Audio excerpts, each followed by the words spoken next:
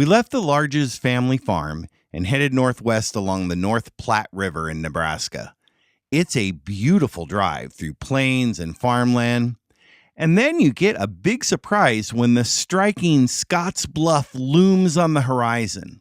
Scottsbluff National Monument holds significant historical importance, particularly during the 19th century westward expansion of the United States.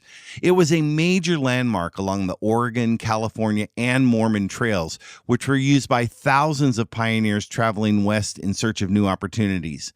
The bluff's towering presence made it a crucial navigational point for these immigrants as they crossed the Great Plains. Scottsbluff was also the site of several interactions between settlers and Native American tribes. It also saw military activity during the Indian Wars and played a part in the establishment of the next stop in our journey. Here we go. All we need is an open road and a chance to see a never-ending world that's beautiful. Here we go with the sunlight on our skin. It's a brand new day. It's ours to take and we will let it in. This is where the adventure begins. So we stopped for a photo before crossing the border into Wyoming, and pressing on, we went to the town of Fort Laramie in Wyoming. It's a small town, but the city park there has a few spaces set aside for overnight RV parking. We pulled in and set up camp. We were the only ones there that night.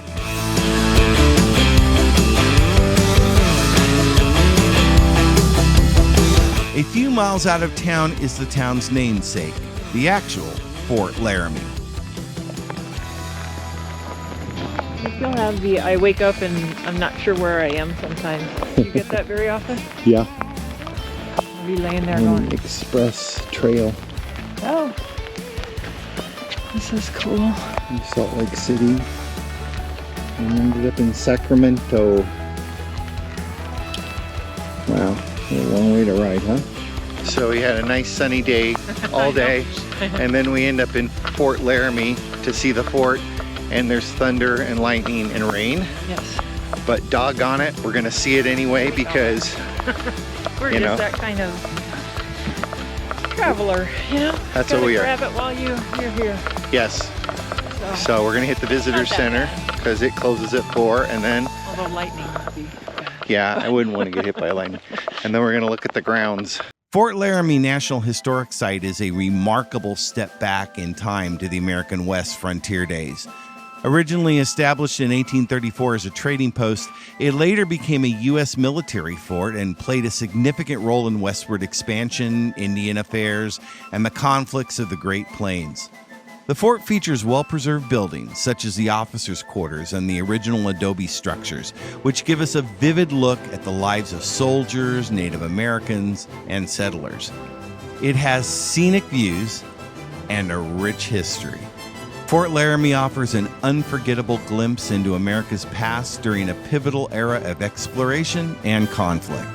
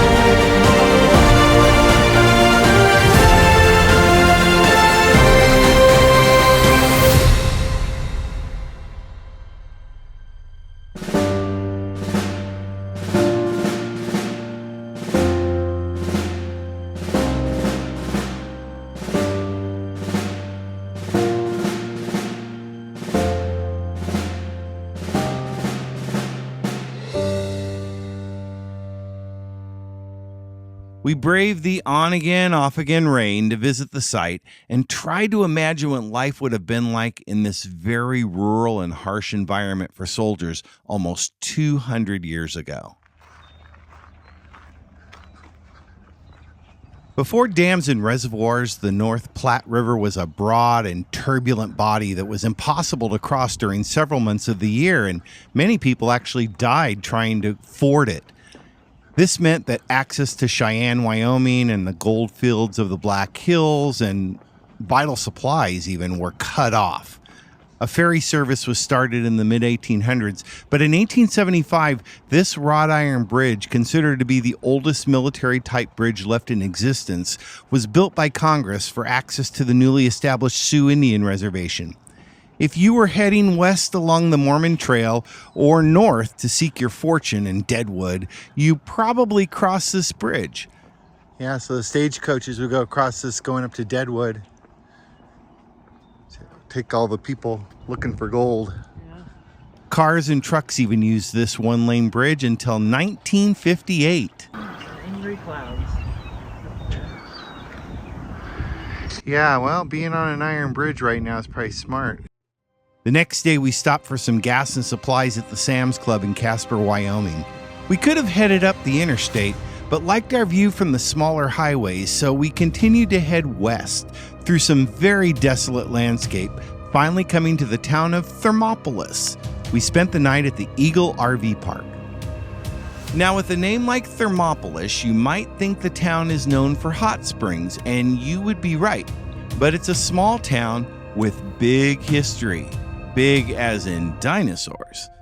In the surrounding hills of Wyoming and Montana, these river valleys, we're in the valley where the Bighorn River flows, is a plethora, apparently, of dinosaur fossils. Dinosaurs died in different areas on these hills, and then they were washed downstream and kind of collected in a certain area, apparently. And so this area, the Wyoming Dinosaurcenter, finds those and restores them and puts up displays. The center showcases impressive fossil collections, including dinosaur bones and full skeletons, many of which were excavated right from the surrounding area. Come to find out, this region is rich with dinosaur history, particularly from the late Jurassic and early Cretaceous periods, which some people believe to be about 150 to 100 million years ago. During this time, the area that is now Wyoming was dramatically different. The region was once part of a vast, lush floodplain with warm, swampy environments, rivers, and lakes, ideal conditions for dinosaurs to thrive.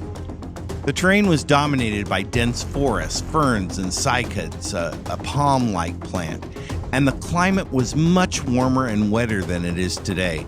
This would have been a thriving ecosystem for large herbivores like the Apatosaurus or Brachiosaurus, as well as fierce carnivores like Allosaurus. Fossilized bones and footprints of these dinosaurs have been found throughout the area, helping paleontologists piece together the prehistoric landscape. The Dinosaur Center itself sits on top of one of the richest fossil beds in North America, and much of the museum's collection comes from these very local digs.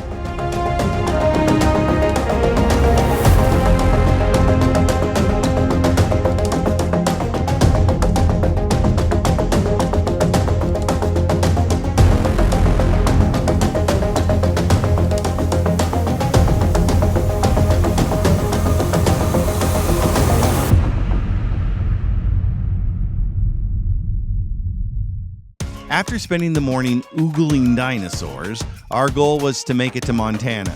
We continued northwest through Cody, the home of Buffalo Bill. It's a good day.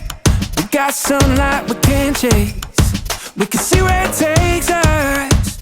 And ended up at a harvest host in Joliet, Montana, Midland Angus Ranch. The ranch has a nice pasture that we could pull into, and that evening we met one of the young owners who sold us some homegrown ground beef. For those of you who've watched us these past couple of years, you might have guessed where we were heading. We were anxious to see our friends and hang out at our RV pad in Northern Idaho. but we were still over 500 miles away. So we got up early the next morning and left for the drive across some of the most beautiful countryside in the entire country. We stopped at another harvest host called A Creek Runs Through It in Garrison, Montana. We'd been here one other time way back in episode 6, titled Custer's Last Stand, Upgrades, and a Special Visit to Our Wyoming Life. Yeah, it's a long title. It's a nice graded site set up for several rigs and has water and electricity. There's a nice path through the brush which takes you over said creek to the banks of the Clark Fork River. It's a nice spot to overnight. We got everything beneath our feet, we see it all. Born for adventure, made to run free. Days we'll remember. We left the next morning heading towards Missoula, Montana, and then off the interstate to a beautiful drive through the mountains and along the banks of Lake Pondoreille and the town of Sandpoint, Idaho. Thanks for watching. We hope you enjoy sharing our adventures with us. We would really appreciate it if you take a moment to like this episode with a thumbs up and subscribe. Make sure you ring the bell so you know when the new episodes are published. In a future episode, we share a huge bucket list item that unexpectedly just gets filled. We thought we'd have to plan for years, and it just dropped in our laps. You won't want to miss it. For Karen, Wesley, and myself, we wish you happy travels. See you next time. Ready to run when the wild's calling.